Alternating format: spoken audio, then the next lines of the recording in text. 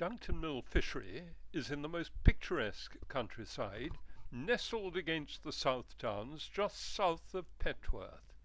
It's run in an extremely friendly way by Martin Fleetwood. Right, Martin Fleetwood, how long have you been at this fishery? We took it over in 2001 now, and in that time hopefully we've carried on the good traditions that were here originally, and we've put another lake in since, and trying to grow an ethos of people enjoying the facilities and the lovely surroundings as much as the fishing. Where does the water come from here? The water here comes all from the South Downs. We're right below the South Downs National Park. We're located in it, and it's all pure spring water.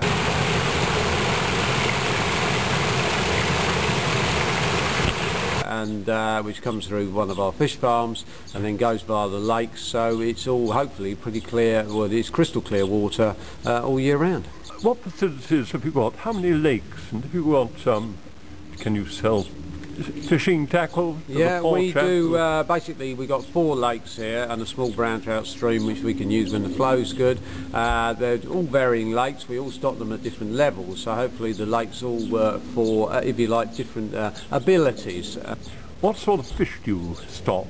All the fish stocked are mainly rainbows, although we obviously stock browns, and we also stock some big tigers. A lovely club room, we're getting coffee on all the time, and during the winter a log fire, which people seem to quite enjoy.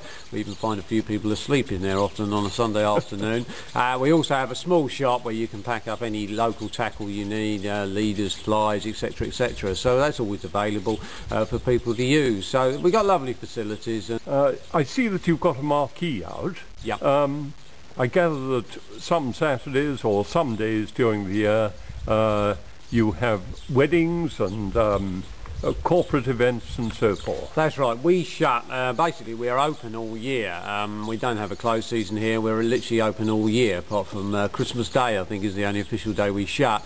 We shut about 50 other days of the year for various corporate or club events when fishing clubs come in or major businesses come in, and we also do a sort of 10 to 12 weddings here a year because it's a beautiful location for weddings, and the weddings tend to fit in during the July-August period when we're obviously quite slow with fishing with the hot water.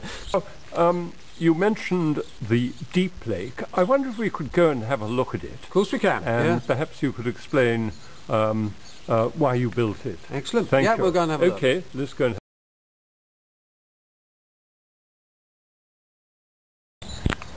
Martin, why did you build this lake? This lake we built about 7-8 years ago now, for several reasons really. That when we came here, basically we've got the 3 existing lakes, but particularly with there seems to be a slight problem nowadays with global warming definitely happening one way or the other, with warmer water temperatures. We needed a lake which was deeper, and basically the field behind us, which it originally was, has clay going down to 50 odd foot. And basically we did a straight swap with Verrills, and the clay from here went to a landfill site, and we got a lake in exchange. The big advantage of it is that it drops to 30 odd foot, which is quite a dramatic drop and is deeper than a lot of mainline reservoirs. But the advantage is even in the very hot weather this lake will still fish. So although we might lose the others in July and August, apart from the evenings when they fish well, this lake will still fish during the day. As Martin says, this is the new lake called Birch, and it's got it's a mysterious and deep one, and I've seen some very big fish come out of it. One needs very often to fish very deep, but in the summer quite often one gets them right up on the surface. A lovely lake.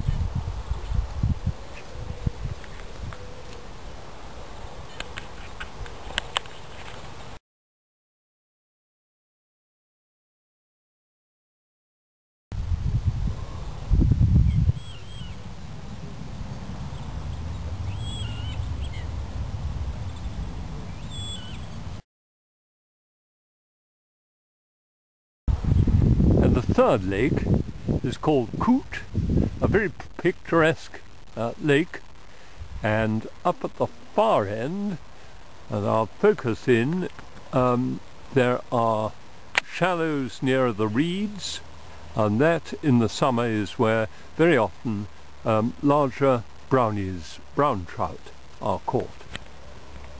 Now just swing round to the rest of the lake. Many good positions to fish from.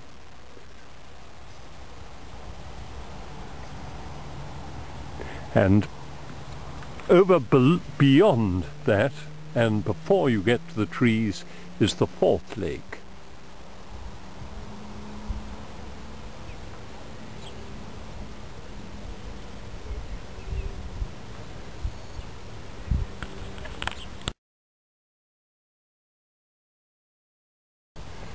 And now we come to the fourth pool, which is a very silent and mysterious one, with trees on the far bank, and it's quite a long one too.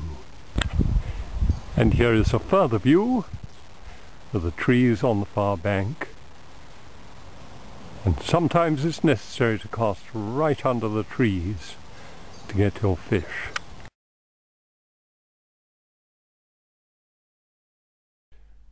Right, here's the club room, and inside there are comfortable chairs, a log fire in the winter, and magazines, fishing magazines, and also coffee, tea, and sometimes even cake.